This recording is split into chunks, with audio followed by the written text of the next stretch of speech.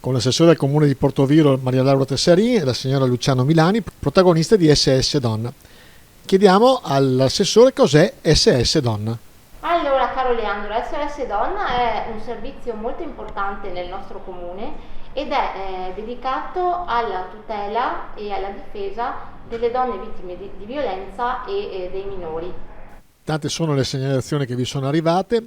Vi volevo chiedere, è trasversale, praticamente colpisce tutte le fasce della popolazione, persone istruite, meno istruite, anche per quanto riguarda anche le etnie? Guarda, caro Leandro, la violenza non ha identità, non ha nome, non ha ceto sociale, assolutamente. Le nostre professioniste volontarie sono state, hanno accolto, ecco, casi proprio di tutti i generi, e poi qui insomma c'è Luciana che magari potrà approfondire questo aspetto perché ha lavorato a stretto contatto proprio con le nostre professioniste, però sì, assolutamente la violenza non ha nessuna identità. Luciana Milani, volontaria, ci diceva l'assessore che ad ogni professionista, avvocato o psicologo, voi gli affiancate, quindi la tua esperienza da questo punto di vista?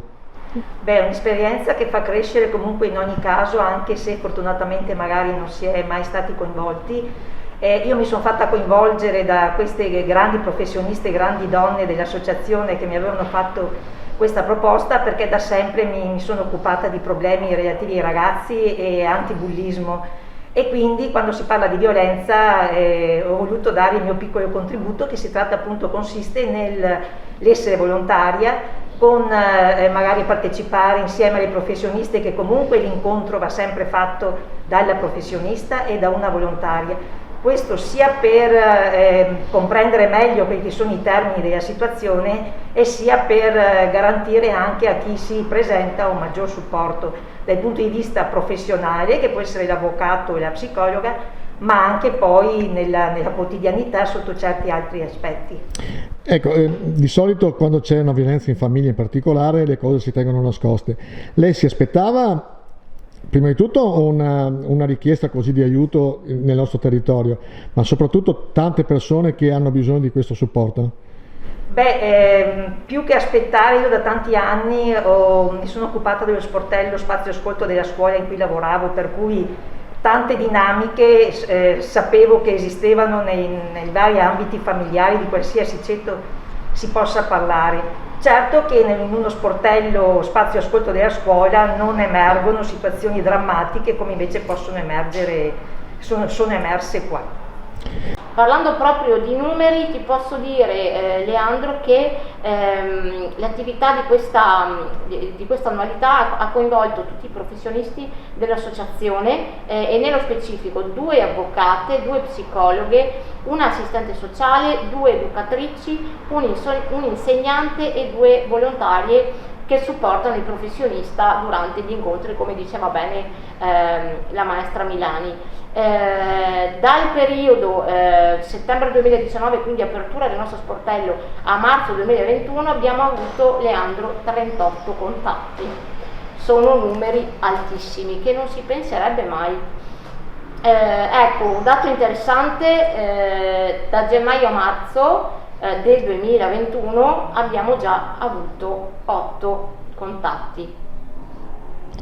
Ecco, ci dicevi che anche purtroppo minori sono coinvolti in questo. Esatto. Sì, infatti lo sportello nel 2020, tra gennaio e dicembre, ha avuto 3 contatti fuori regione e 22 hanno usufruito delle consulenze dei professionisti dello sportello, 9 prese in carico e 3 audizioni protette dai minori. Leggo perché insomma sono dati che non voglio sbagliare. Ecco, ti volevo chiedere, c'è anche una differenza di etnia?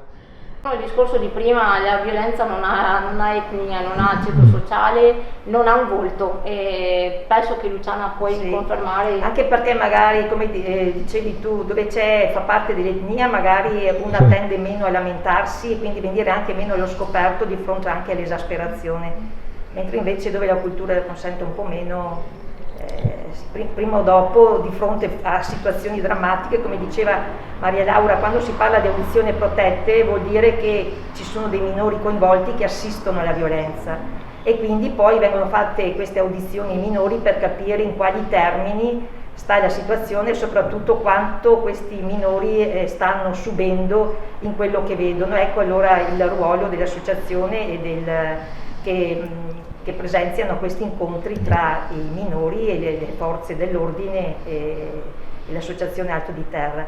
Un'associazione che gestisce lo sportello e che comunque gestisce i fondi forniti dall'Adriatic solo per le spese, perché il gruppo e l'associazione lavora in maniera volontaria, tutte le professioniste forniscono una prestazione volontaria, ecco. Quindi i fondi servono per coprire le spese e per provvedere nelle situazioni di massima emergenza per la collocazione di persone che sono dichiarate in pericolo momentaneo, insomma, che hanno bisogno di trovare una sistemazione immediata.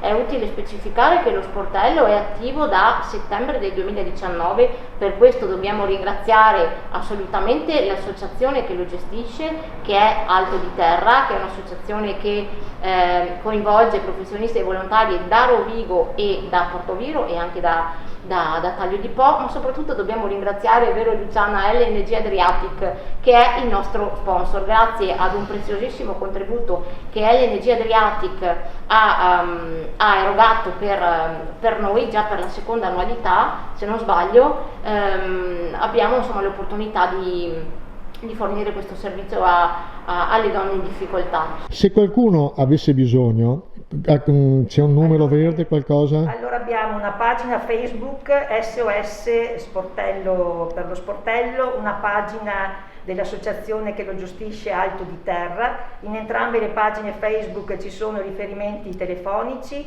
è possibile contattare anche via Messenger e c'è la possibilità di scaricare un'app in modo da contattare l'incaricato qualsiasi momento della giornata, del giorno e della notte in cui uno chiami riceve risposta, perché il telefono è sempre attivo e qualcuno è sempre pronto per rispondere. Vi ringrazio, ricordando che l'amore non è mai violenza.